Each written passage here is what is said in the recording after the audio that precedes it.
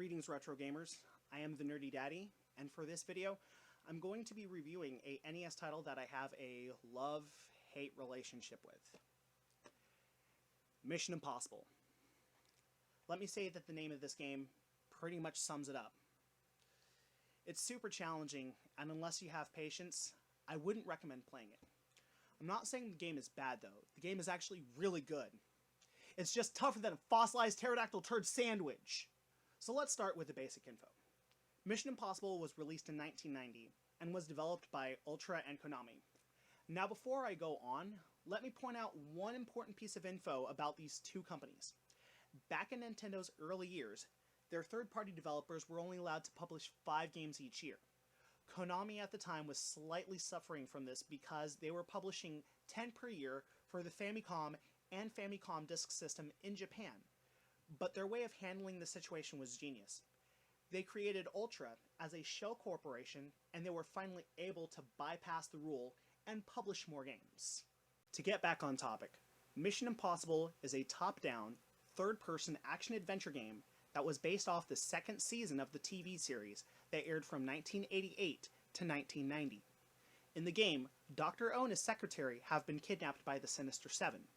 It is up to Max, Grant, and Nicholas of the Impossible Mission Force to rescue him and stop the Sinister Seven from starting World War III. But enough of this, let's pop it in and get briefed.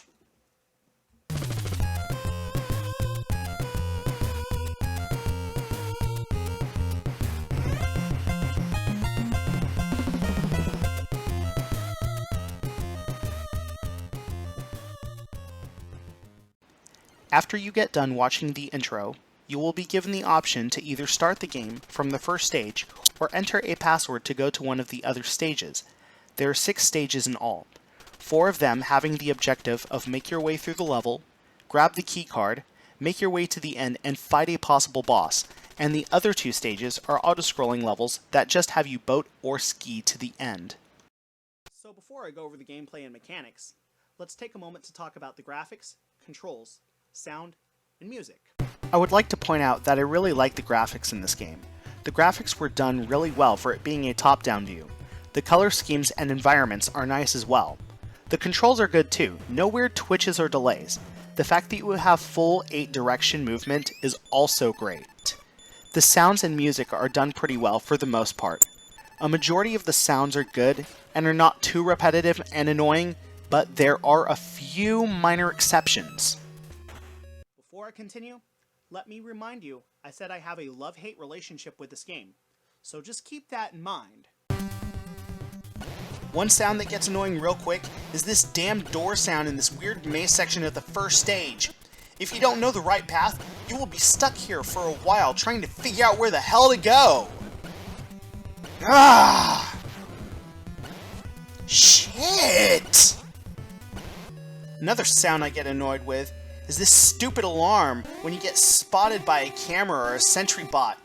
And if you don't know how to get around the fucking things, you'll get caught a fucking lot. Despite a couple annoying sounds, the soundtrack makes up for it, and in my opinion, it is one of the best 8-bit soundtracks. Each stage has a different main theme, which is good. Some of the inner areas of the stages have the same music, but it's not too repetitive. One thing I really enjoy about the music is that it feels as though it sets the scene for each room or area. Let's move on to the mechanics and overall gameplay. Like I mentioned before, you control 3 characters throughout this game: Max, Grant, and Nicholas. Each have their own health bar, main weapon, sub-weapon, strengths, and weaknesses. Also, you can pause the game and switch between any character at any time. Max is the first character you see when you start any stage. He is the slowest out of all 3, but is equipped with the longest range weapon being his machine gun. His secondary is 10 remote mines that you can detonate whenever you want after planting. Second is Grant. He is the fastest, but has the shortest range weapon being just his fists, which is nice because you can run around corners and punch enemies in the face before they see you. His secondary is 10 stun grenades. Finally is Nicholas, who is the mid-range movement character who also has a mid-range weapon, being a boomerang which can bank around corners. His secondary is 5 disguises, which lets him sneak past enemies for a limited time. Now I would like to point out another small annoyance, and this is with the character Grant. You see these doors that look like gray Tootsie Rolls or weird shit logs? Well, these are electronic tumbler lock doors. My problem here is that Grant is the only character that can open these doors. If you don't know the layout of the stage, then you have no idea of where these doors are. If you lose Grant early on in the level and find one of these doors, you are fucked, and you have to start the stage all over. It just pisses me off that you have 3 characters, and only one of them can open these doors. The game is already difficult enough, but this bullshit tosses a shit-covered curveball straight at your taint. Finally, I would like to take some time to briefly talk about each stage. Stage 1 has you traveling through the streets, alleys, and sewers of Moscow. Stage 2 has you speedboating through Venice. Just don't hit any of those buildings. Stage 3 has you wandering the Syrinx temples of East Berlin. Stage 4 has you sneaking around the Persian mountains and inside a prisoner camp. And before Stage 6, the 5th one has you skiing down the Alps. Just don't pull a Sonny Bono. Now if you thought the first 5 stages might have been a little bit difficult, you haven't seen the dark side of hell. The last stage literally puts all you have learned to the ultimate test. First, Stage 6 has you travel around a harbor off the coast of Cyprus. Then once you reach a certain spot inside a warehouse, you get to the core of the last stage, which has you go through the secondary spot of the stage twice. This would be nice if you didn't have to battle a side-scrolling room of jackass flamethrower douchebags in between everything else. Finally, once you survive and make it to the last part, you make it to the final boss.